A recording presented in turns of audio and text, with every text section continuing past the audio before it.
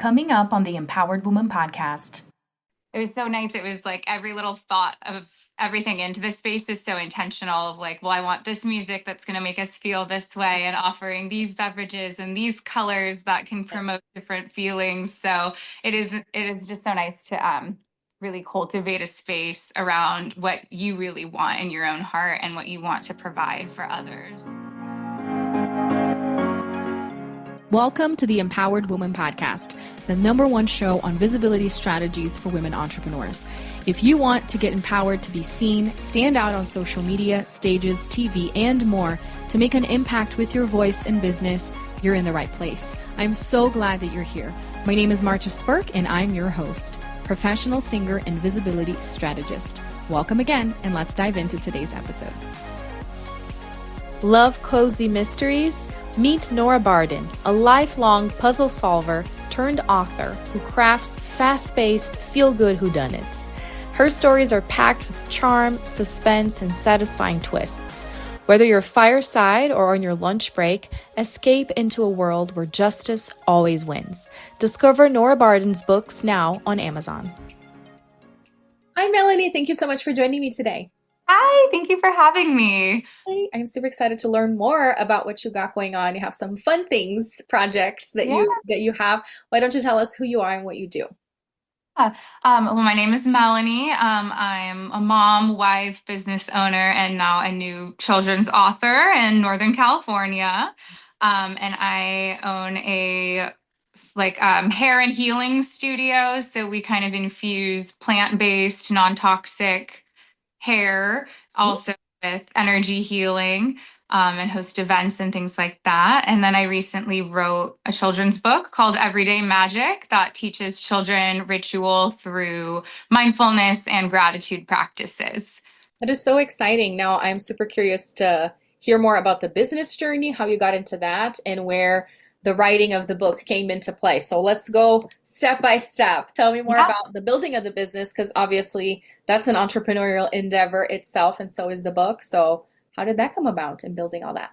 Yeah, so I've been in the beauty industry since I was 18. Hmm. I first got my esthetician license, and then I immediately went back to school for cosmetology and worked in salons for years. And I switched to non-toxic hair color in 2019, right after my oldest daughter was born. I had started developing a lot of like chronic migraines and skin sensitivities after pregnancy and just felt that those products weren't in alignment with me anymore. And when I discovered the cleaner products, I really got re-inspired in the industry and I joined a non-toxic salon. When the COVID shutdowns happened, we were limited. When we were able to work, we were limited to be at half capacity. And I found that some of the clients I had for 5, 6, 7, 8 years, when it was just the two of us in the space, because the salon I worked at was smaller. When we were at half capacity, I was usually working by myself. When I was working, we really forged these really deep, intimate relationships. We started talking, we weren't talking about the weather anymore. We were talking about, you know, our passions and our emotions, and it felt so right for me. Mhm. Led me to open my own space. It's just 2 chairs, so I'm there by myself usually. I have one other stylist, but we don't work at the same time. And I've just been able to incorporate so much into the space, offering Reiki and different treatments and chakra balancing. And my clients and I just have developed such special bonds together. And it's been so healing for me and for them. And that has been open for 3 years now. Okay, wow, that's amazing. It's always interesting to hear about the journey and the evolution and how you get to create something that is yours, right? Your style, and just forge your own path. Because so many times we feel like there is a structure and a standard that we need to follow in different industries, and then we realize, hold on a minute, it's my business. I get to do whatever I want with it, and yours is so unique. I love that. Thank you. And yeah, I agree. It was so nice. It was like every little thought of everything into this space is so intentional of like, well, I want this music that's going to make us feel this way and offering these beverages and these colors that can promote different feelings. So it is just so nice to really cultivate a space around what you really want in your own heart and what you want to provide for others. That's amazing. Well, with the type of work that you do in terms of the beauty side of it, I'm assuming it's only local. But then do you do virtual in terms of the healing and other Yeah, things? I do. I do hair loss support. Okay. I also do oracle card readings virtually, and I also offer crown chakra balancing over virtually as well. That's exciting. Before we get to the book, because now I'm curious, I'm gonna have to keep asking questions here. Yeah. What are some of your favorite client stories or transformations in going about it in such a unique way when you're, treating somebody for beauty, but then handling the inside as well? Yeah, I have a couple. One that really jumps into my mind was really recently, actually. I had a client who came in and I was working on her. And usually, when I'm at the shampoo bowl with someone, it's lights off, kind of spa Mm, music nice. playing. I'm just like really in a meditative state. And a lot of times, I get kind of messages that come to me. Mhm. And when we finished, I was like, I kept seeing like in my mind's eye, like golden retriever, like the whole time I was working on your crown. And she's like, oh, I do have a golden retriever. It's, kind of her emotional support animal that she has. Mm. Um, wasn't with her at the appointment. And I said, oh, like that makes sense because I was also seeing the dog, Doug from the movie Up kept popping in my Uh-huh. head. And she got emotional and she said that her dad's name was Doug and he had passed recently. So I Wow. really felt like that was coming through for her. Mhm.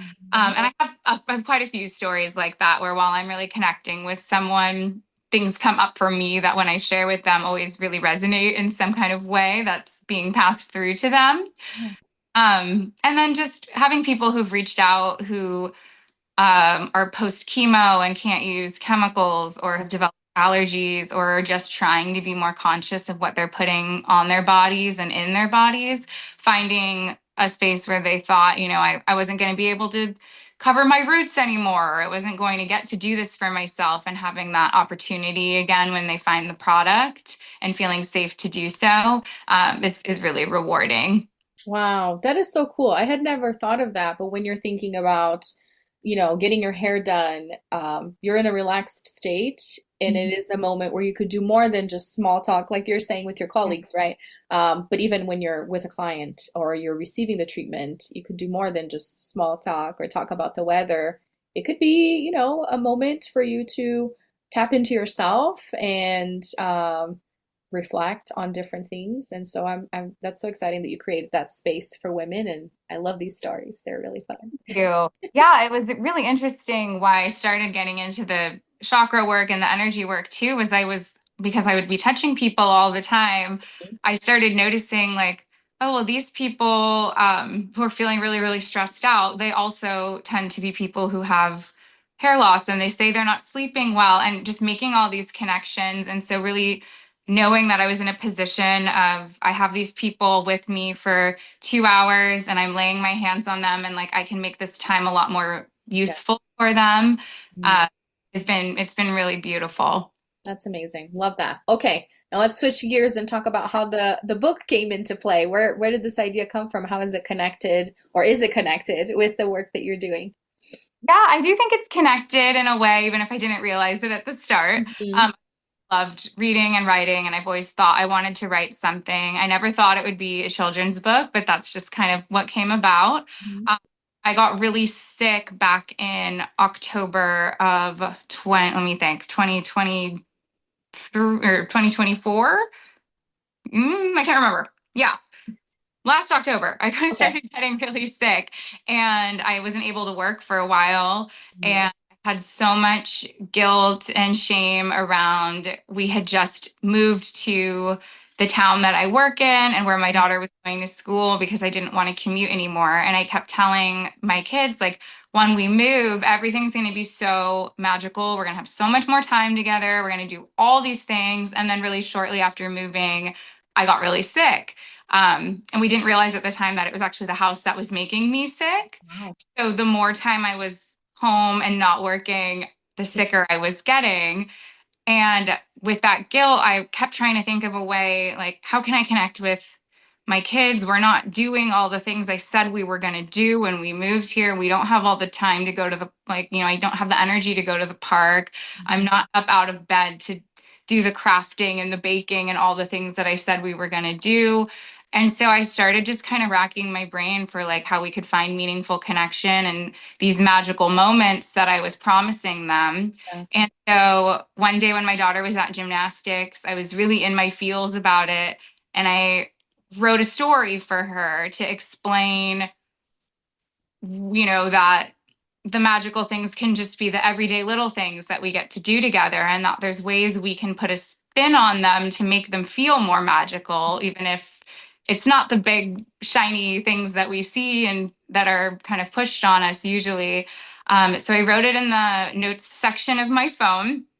And when she got home, I asked her if I could read her a book with no pictures. And she very reluctantly said, okay. And when I finished the story, she was like, oh, I love this story. I want to read it again. And she asked her sister and dad to come in, and I read it again. And they were like, oh, this is a great story. And that's actually what was the first draft of the book. Wow. Oh, that is so powerful. I love that. And I think also what you shared about getting sick and feeling the guilt, because we typically feel the guilt because being a working mom, and you say, yes, I'm going to spend time with you, but then by the end of the day, you're tired and then you don't really feel like playing. But then there's the guilt of, I physically cannot because I have some kind of illness or a Right. condition, right? And that is very, very relevant and very valid as well. But I love that you found a way to reconnect and something beautiful came out of it. Just out of curiosity, what was the problem with the house? Was it mold or that was making you sick?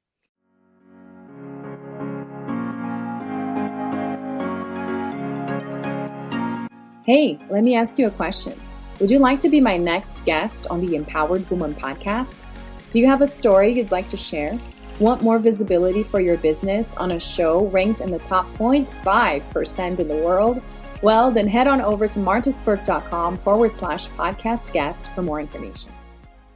Yeah, I'm still not super able to talk to share a lot about that, Okay. but yeah, it was something within the house that, because of pre-existing medical stuff I had from childhood, just targeted me more than I see. everyone else in my family, and just Okay. kind of took me out. Yeah. Um, Took us a while to realize, because with only me being affected, it didn't Right. really cross our minds at first that it was the house until I finally had a neurologist be like, I think this is what's happening. And that ended up being the case. Okay. Well, I'm glad you had some answers because that's the other thing too. When you Thank know what you. was making you feel a certain way, right? That's Right. terrifying. So I'm glad you found some answers and some a beautiful thing came out of it. So tell us more about the book. What is it called? Where can we find it? Yeah, it's What called Everyday Magic. It's about a little girl who's based on my older daughter who feels like she's in the same routine every day and she's feeling bored. And her mother suggests that they take those boring things that they're doing every day and put a little spin on them by adding what is called a ritual. So it starts with lighting a candle in the morning and greeting the sun before you start your day, and how that can just feel really special. And there's other ones about, blessing the food that you're about to eat, thanking Mother Earth, and thinking about all the steps that it took to get to your dinner table, things like that. That I know for myself, it was a great reminder that a lot of times the magical moments in our lives are like what we're missing while we're focusing on getting to that next thing or that next big activity or buying the next thing we can't wait to afford. It's what's happening in the interim that can be really magical. And so it's such a good reminder to me that even though I wasn't, we're not going to amusement parks, we're not going to do all these things, we can still really be together and enjoy the simplest things. And so that is really the essence of the book, is just different rituals that the family starts to do together. And in the end, the girl learns that she has the power within herself to make the magic, and the magic is not the things that you're seeking. It's within you already. And it's just you can learn to start to notice that. Mhm. Yeah, that's the book, and it's available everywhere books are sold. I have it for sale on my own website, magicbymelanie.com, and then it's available on Amazon and Ingram Spark as well.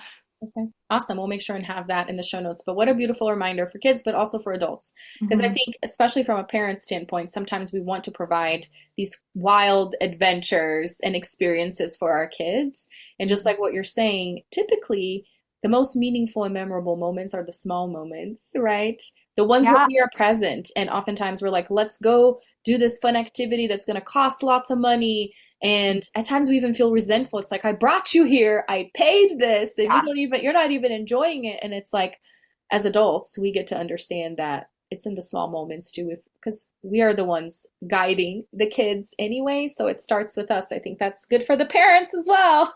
It's funny because I wrote this children's book to explain this concept to my daughter, but really I was the one who needed to hear it. And I keep getting that feedback time and time again from readers of the book who say, "Oh, I bought this for my daughter, but gosh, I needed to hear that." I think with social media too, kind of showing us little snippets into people's lives of, their house looks perfect. So we can get so caught up in like, oh, I need my house to look perfect.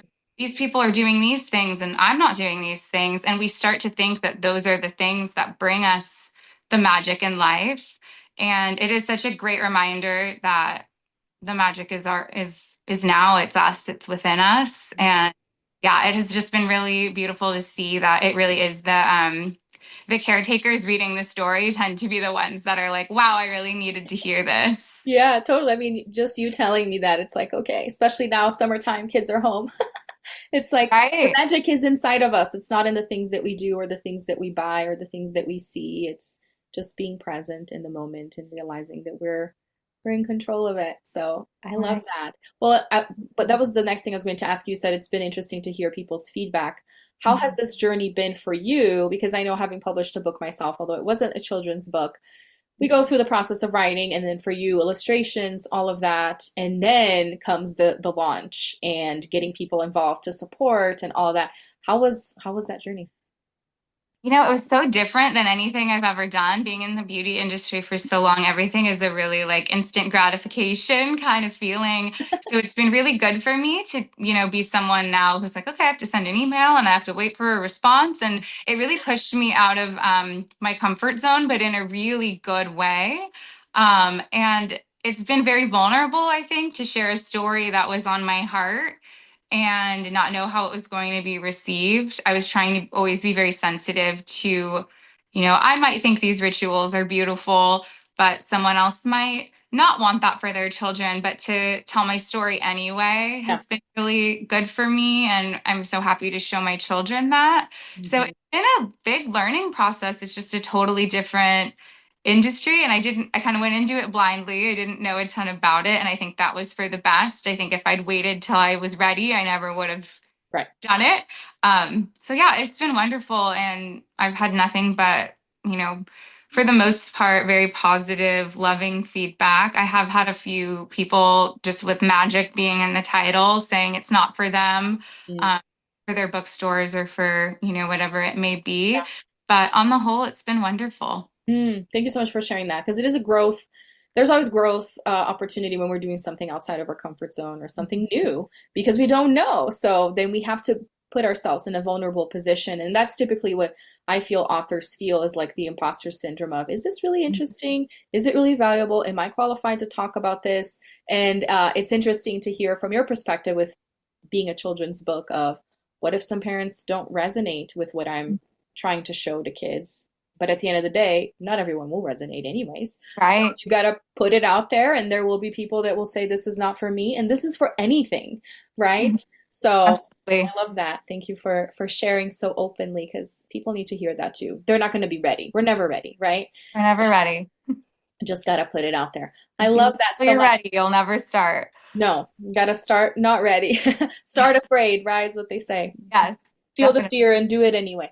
So, what are your next projects, future vision with the book, with the business? What do you got going on? Yeah, so right now I'm really enjoying a season of kids home for summer break and working in my business and just being really present, as the book kind of reminded me to do. I do definitely have ideas for future sequel books, Nice. and working on a mindfulness like a resource to have available online for like mindfulness activities or mindfulness suggestions with and ritual suggestions with kids. Awesome. And I'll ask you how people can connect with you so they can stay up to date with that. But before, I like asking all of my guests my $1,000,000 question. Are you ready? Yes. So, Melanie, what is an empowered woman to you? I think an empowered woman is someone who is living in their authenticity, not abandoning their truth, and just moving forward as they're supposed to be, kind of knowing that the right people are going to find you and the wrong ones will fall behind, and that's okay.